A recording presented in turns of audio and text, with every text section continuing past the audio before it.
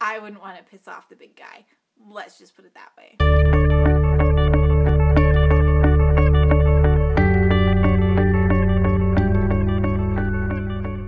Hey everybody, I'm Catherine and I'm here today with the review for, wait for it, Mr. Kiss and Tell by Rob Thomas. Can you see this? Can you see this loveliness? Okay, so I don't have the physical book yet. I'm gonna buy it, for sure. But I did this one on audiobook.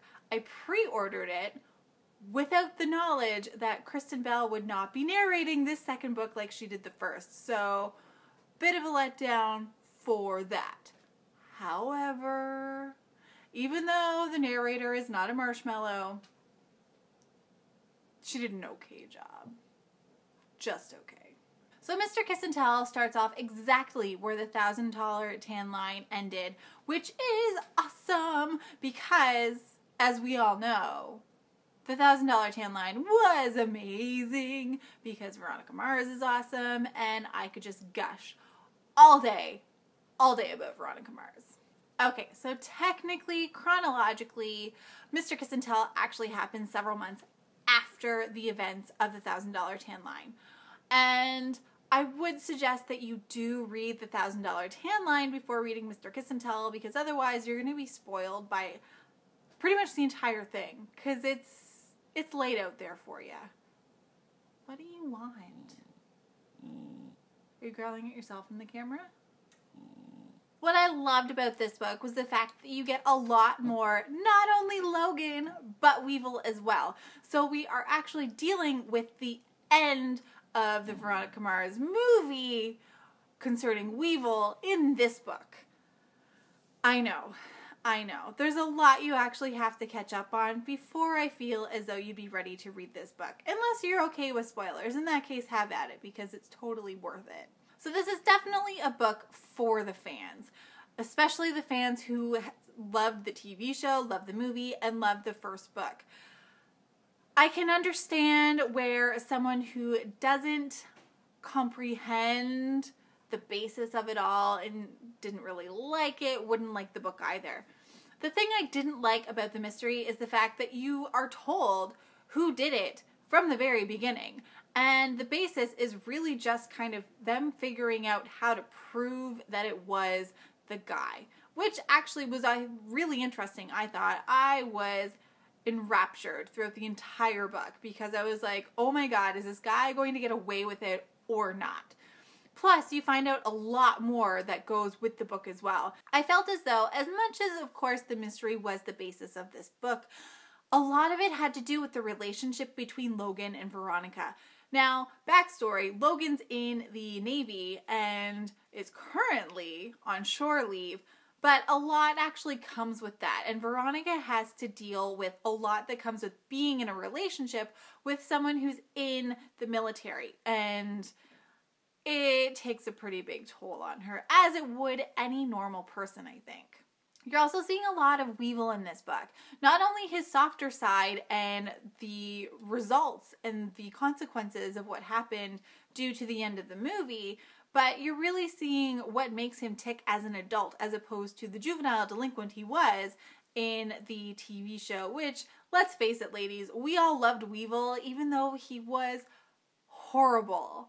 And by horrible, I mean he was a total badass. He told it as it is.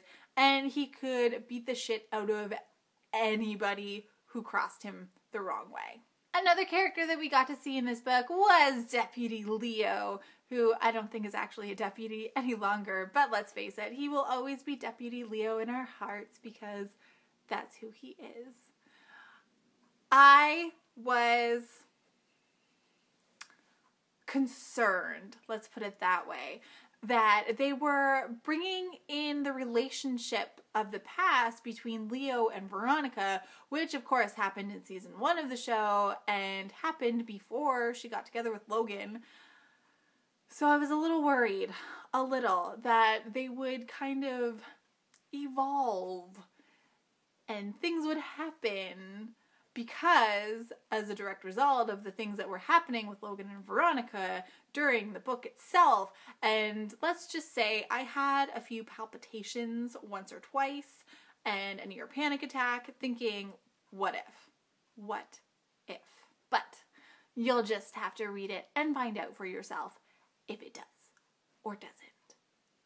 Since I've been a fan of Veronica Mars since the very, very beginning of season 1, I personally adored this book, and this review is completely biased because of that.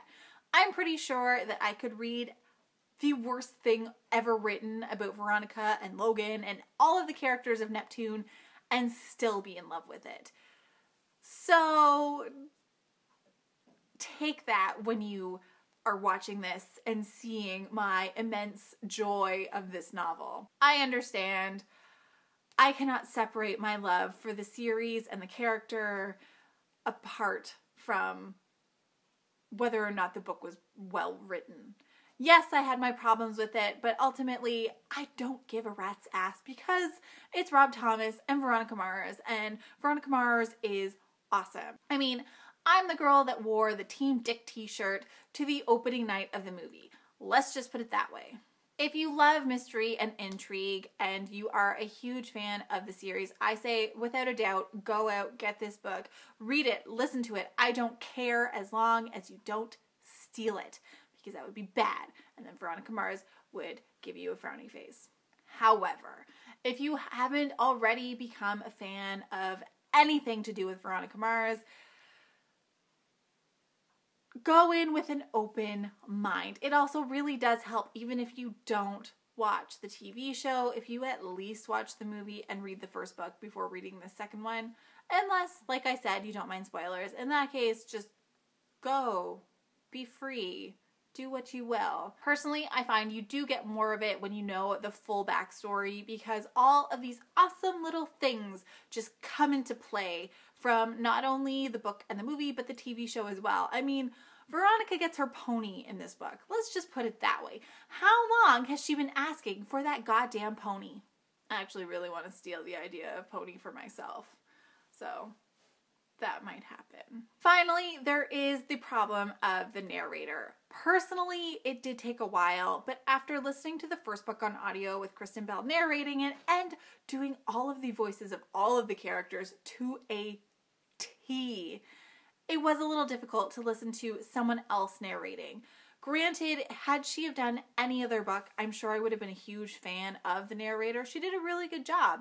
It's just the fact that you could kind of tell either she wasn't a huge ass fan like me, or she just didn't feel as though she could do justice to the voices, so she just didn't. Which is sad, because personally I felt as though that really made the first book on audio go that extra mile. I don't, however, think that the change in narrator from book 1 to book 2 should really deter you from reading this book if you do it on audiobook. If you don't do it on audiobook, it doesn't really matter because you're doing the voices in your head anyway as you're reading. At least I do that. Am I the only one that does that? Does that make me weird? Basically, this whole review was just a gush because I loved it. I love all of it.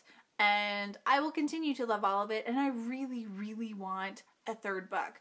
As of now, of course, Goodreads isn't saying that anything is happening, and I haven't been able to dig up anything online, so who knows?